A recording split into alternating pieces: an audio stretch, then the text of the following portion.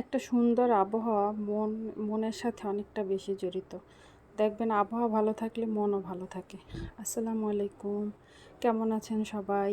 আবার একটি ছোট্ট ভিডিও নিয়ে হাজির হলাম আপনাদের সামনে। আশা করি শেষ পর্যন্ত আমার সাথেই থাকবেন। আজকের কিভাবে অল্প সময়ের ভিতরে ফাঁকিবাজি দিয়ে ফ্রাইড রাইস বানানো যায় তাই দেখাবো আপনাদের।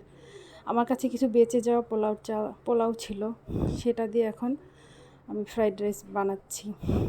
প্রথমে পেঁয়াজটা হালকা একটু ভেজে নিয়ে তার সাথে একটা ডিম দিয়ে দিলাম। ডিমটা ভালোভাবে নেড়ে চেড়ে নিলাম।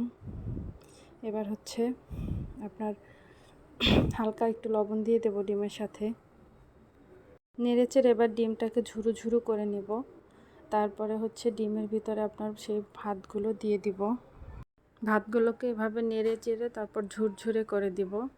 তারপর আপনার পছন্দ মতো বাসায় যা থাকবে তাই আপনি দিতে পারেন। গাজর কুচি, টমেটো কুচি, ক্যাপসিকাম, একটু সয়া সস, মানে যে যার পছন্দ মতো যেটা হাতের কাছে পাওয়া যায় সেটাই দিতে পারবেন। এখানে আমার হাতের কাছে গাজর আর মটরশুঁটি ছিল, আমি তাই দিয়ে দিয়েছি।